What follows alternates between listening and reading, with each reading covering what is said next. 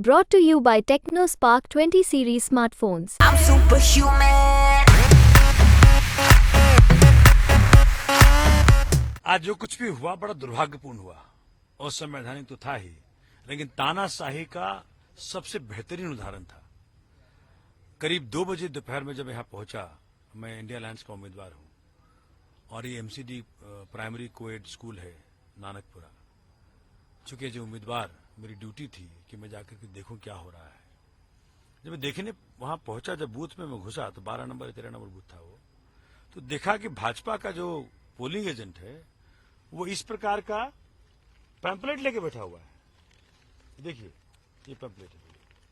अब ये पैम्पलेट अगर तुम लेके बैठोगे, जहां भाजपा का चुनाव चिन्ह है, जहां भाजपा के उम्मीदवार का फोटो है, मोदी जी का फोटो है, यहां भी लिखा है बैलेट नंबर 1 बांसुरी स्वराज फलाना ढिमका, सब लिखा हुआ है।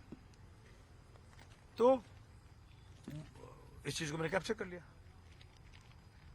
अब ये मैं दूसरे कमरे में गया तो देखा कि वहां भी यही कांड हो रहा है। मैंने फिर बाहर निकला, एक अधिकारी को बुलाया, पुलिस के जो अधिकारी थे, और जिस प्रकार इग्नोरेंस दिखाया उस व्यक्ति ने, उसको खून ही नहीं खोला।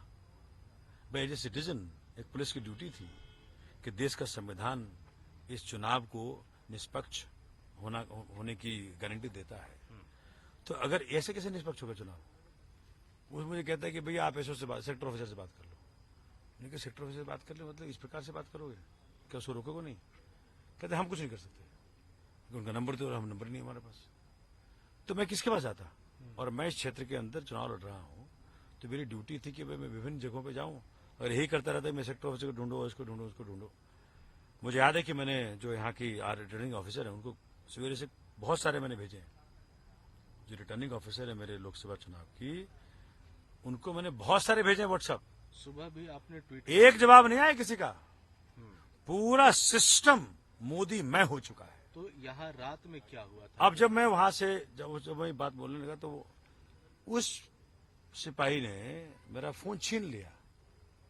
Look at the audacity of the person. Phone छीन लिया, 2 और फोन छीन लिए जो लोग आसपास में रिकॉर्ड कर रहे थे इन चीजों को। और अब मैं रह तो सकता नहीं था। वो कहते भाई आप ही रहो, आपका फोन हम प्रोसेस इशू करेंगे, रिलीज करेंगे। मैंने कहा क्या प्रोसेस? हम नहीं बताएंगे प्रोसेस क्या है। भाई मुझे जाना है, 10 विधानसभा में घूमना है। तो वो हम मुझे चाह रहे थे कि मैं यहीं समय खराब कर दूं। अब शाम को मुझे बताया कि सोमनाथ जी अभी तक यहाँ पे बक्से बंद नहीं हुए हैं, 6:30 बज गया है। तो हम दौड़े, क्योंकि पहला फेज का चुनाव का जो रिजल्ट आया था कि इलेक्शन कमीशन ने 11 दिन बाद 6% बढ़ा दिया, पर वोटिंग परसेंटेज इलेक्ट्रॉनिक मशीन के जमाने में 5 सेकंड लगता है ऐड करने में कितना परसेंटेज चुनाव हुआ है। अगर 11 दिन बाद 6% बढ़ा दे, इसका मतलब आपने उसमें गड़बड़ घोटाला किया है। उस डर से मैं यहां जब पहुंचा, देखा कि गेट बंद है। मैंने कहा सोमनाथ भारती में उम्मीदवार हूं, मुझे अलाउ करो, मुझे देखना है कि अंदर क्या चल रहा है। गालियां दी किन लोगों ने? पुलिस ने। अच्छा। और मेरी महिला साथी जो थी वो रिकॉर्ड कर रही, जब मैं घुसा, वहां पे रिक्वेस्ट कर रहा था, तो उनके हाथ को जो छेद सा है बीच में, गेट के बीच में, उनके हाथ को अंदर खींच लिया, उनका फोन छीन लिया। ये क्या हो रहा है? क्या मेरा हक नहीं है जो उम्मीदवार जानने का कि भाई अंदर मेरे बैलेट बॉक्स के साथ क्या हो रहा है? आप क्या कर रहे हो?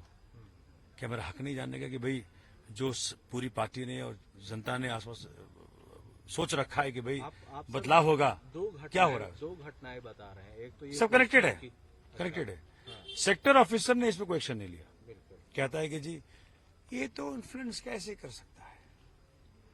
कुछ दिन पहले आपने मेरी गाड़ी को सीज कर लिया, जिसमें उसमें स्टिकर था।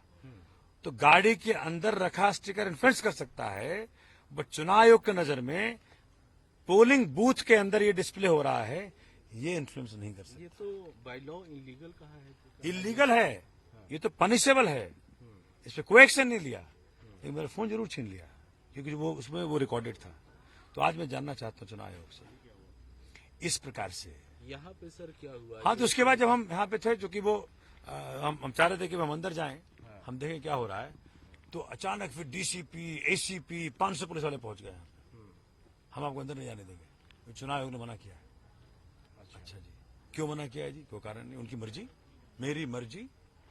और फिर यहाँ पे जो हुआ कि महिला साथियों को खूब धक्का दे करके बाहर किया। मेरी वाइफ थी यहाँ पे, सबको, मतलब एक तरह से और आप लोगों ने जो वीडियो बनाया, मानवता अधिकार का उसका हनन हुआ। वीडियो ले लिया गया, मोबाइल छीन लिया गया। उसके बाद यहाँ पे ये देखा गया कि भैया ये क्या हो रहा है। अच्छा, बड़ी इंटरेस्टिंग सी बात हुई कि पुलिस रिकॉर्ड कर सकती है, आप नहीं रिकॉर्ड कर सकते हैं। ठीक है। मेरा फोन फिर छीनने का प्रयास किया गया।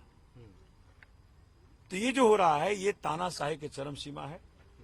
चुनाव आयोग से मैं मांग करता हूं इस पर एक्सप्लेनेशन दे कि क्या भाजपा को आपने परमिट कर रखा था इस प्रकार के पैम्पलेट्स अंदर डिस्प्ले करने के लिए? अगर हां तो इस्तीफा दे दो। क्या आपने तुमसे सर चुनाव- इस पूरे घटना के रिगार्डिंग कोई कंप्लेंट दिया है या फिर आगे देंगे? हम देंगे कंप्लेंट, ओके। अब कंप्लेंट देंगे, हम इसका हाईकोर्ट में जाएंगे। कंप्लेंट देंगे तो किसके किसके खिलाफ देंगे सर? भाई, इसे भाजपा के खिलाफ देंगे, चुनाव आयोग के खिलाफ देंगे, जो पुलिस का साथ देता है उसके खिलाफ देंगे, क्योंकि इस प्रकार से थोड़ी डेमोक्रेसी चलेगी। सर, क्योंकि आपका मानना है कि बैलेट में गड़बड़ी हो सकती है वोटिंग में, तो क्या आप रिकाउंटिंग या री इलेक्शन की भी मांग करेंगे अगर गड़बड़ी पाई जाती है? देखिए, वो तो चुनाव फैसला करे क्या फैसला करता है। लेकिन मैं ये देख पा रहा हूं कि इस वक्त देश खतरे में है, देश का डेमोक्रेसी खतरे में है, देश का आजादी खतरे में है। पहले गोरे अंग्रेजों ने रूल किया, अभी काले अंग्रेज रूल करेंगे हमें। 10 साल से रूल कर रहे हैं, कोई संस्था नहीं छोड़ी इन्होंने कंप्रोमाइज करने में, और अब तो हर प्रकार से चुनाव भी इनकी तरफ चलेगा। एक चीज सर क्लियर कर दिए, जो आपने वीडियो बनाई थी सुबह में, क्या वो यहीं का बूथ था और यहाँ पर क्या हुआ था, ये एक बार जरा कन्फर्म। वो अलग बूथ है। ओके। ये अलग बूथ है। हाँ हाँ हाँ, वो हाँ कस्तूरबा नगर अलग बूथ है। ठीक है।